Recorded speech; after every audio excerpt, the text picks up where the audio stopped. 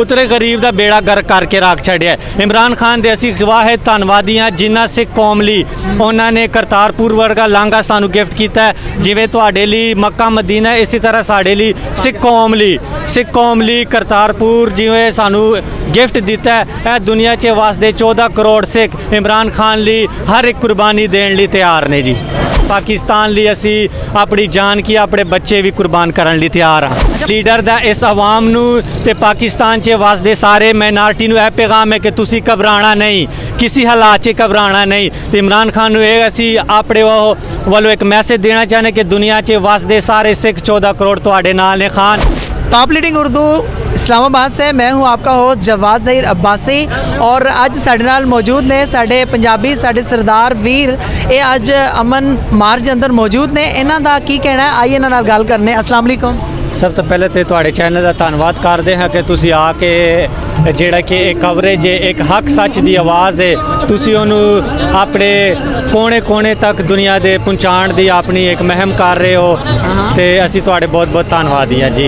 अच्छा मैनू ये गल दसो तुसी पाकिस्तान च रहिंदे जे साडे सिख वीर तुहाडे भी सिख वीर इत्थे रहिंदे ने तुहानू मसले की आ रहे ने जी? देखो पाकिस्तान च सानू तो कोई मसले नहीं, असी बड़े आप अपने आप नू खुशकिस्मत समझते हाँ कि असी पाकिस्तानी हाँ, सानू पाकिस्तानी होने ते फख्र महसूस करते हैं। जिन्नी आज़ादी पाकिस्तान च सिख मजहब या आल माइनॉरिटी ने वो दुनिया च किधरे नहीं होंदी।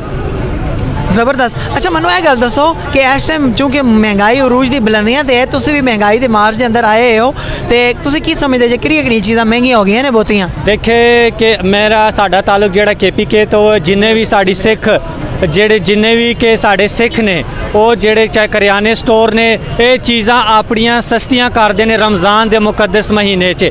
पर यह सानू सारियां नू चाहिए कि एक भाईचारा जड़ियाँ तारीख दियां तुसी देखो कि जिन्नी महंगाई है समान ना गल्ला करी गरीब बंदे का तो बेड़े गर्क हो गया। गरीब बंदा की कहे आटे ली एक एक थैला लैंड ली वो लोग मर रहे हैं, हज़ारों लोग मर गए ने। इस इंपोर्टेड सरकार नू चाहिए कि कुछ इस कौम ते रहम करो। किधरे इन्हां ते तुसी देखो गरीबां दा खाना डखाना हो गया है।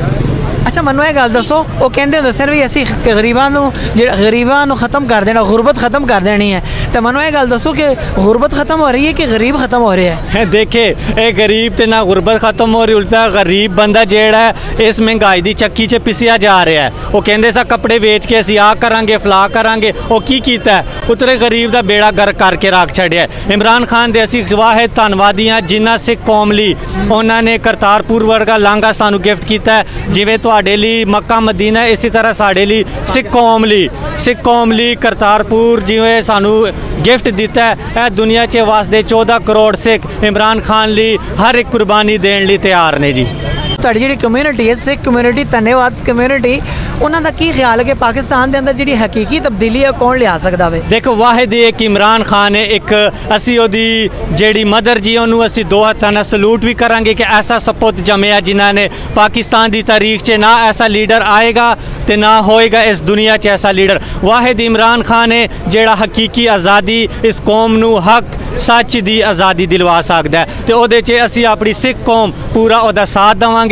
असी इमरान खान नाल हर कुर्बानी लई तैयार है जी। अच्छा सरदार जी मैनू ये गल दसो तुहाडी जमपल पाकिस्तान दी हैगी है? पाकिस्तानी हाँ, जमपल साड़ी पाकिस्तानी है, तो पाकिस्तान लिए असी अपनी जान की अपने बच्चे भी कुर्बान करने लई तैयार हाँ। अच्छा मैनू ये गल दसो कि तुहाडे कोलों कदी एक कमेंट लिता जाए कि जिहड़े कायदे मुस्लिम लीग नून ने मियाँ मोहम्मद नवाज शरीफ साहब उन्होंने की कहना चाहोगे, की पैगाम दोगे तो की पैगाम होएगा तुहाडा? देखो तो दवाई लैन गए सा वो अज तक वापस नहीं आए तो पाकिस्तान का की भला करनगे। देखो दूसरी गल कहना चाहना, देखो पाकिस्तान लिए असी हर कुर्बानी लिए तैयार हाँ। जमपाल पाकिस्तान लिए पाकिस्तान का पैसा तुसी बाहर मुल्का च लै गए हो, तुसी इत्थे की खवाना है? आवाम का की भला करोगे? तो आवाम नू यही बेनती है कि इन्हां दे दिखावे च ना आओ, इमरान खान का साथ दो, इमरान खान के नाल खड़े हो। वाहिद ही लीडर है जिहड़ा तुहानू हकीकी आज़ादी दिलवा सकदा है। अच्छा सरदार जी इस टाइम कायदे PTI इमरान खान साहब तुहानू लाइव वेख रहे हैं तो तुसी उन्होंने अपने कप्तान नू अपने लीडर नू की पैगाम दोगे?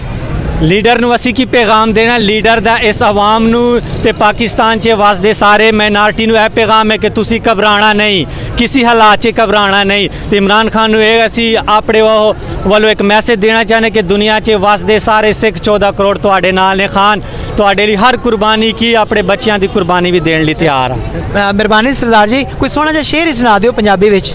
पंजाबी दा देखो शेर नहीं है, असी बेसिकली साडा जिहड़ा ताल्लुक है पश्तून दा है ते पश्तो च सुना दिओ रहमान बाबे दा। मैं तुहानू एक कहावत सुनाना, कहने सरदार दी सरदारी ते सरदार दी यारी ते कदी शक ना करी ते ना ओदी सरदारी ते शक ना करी। सरदार जिदे ना खलो जाए ते उथे भावें ओदा सिर भी जावे कदी पिछे नहीं हटदा। मेहरबानी सरदार जी। ये सन सरदार जी साढ़े पाकिस्तान के सरदार, साढ़े पाकिस्तान के सिख वीर कि जेडे बिल्कुल धड़ल्ले नाल अपनियां गल्लां दस रहे सन पाकिस्तान के हवाले नाल। इन्होंने बड़ा सोहना जिहा मैसेज दिता साढ़े जेडे लीडर ने, साढ़े जेडे कप्तान ने इमरान खान होरां नूं कि तुसीं बिल्कुल मुतमैन रहो, साढ़े 14 करोड़ सिख वीर तुहाडे नाल ने ते तुहाडे नाल रहणगे, मरणगे तुहाडे नाल, जीणगे तुहाडे नाल। तुहाडा की ख्याल है साढ़े सिख वीर के हवाले नाल? जरूर मैनूं कमेंट च दस्सिया जे।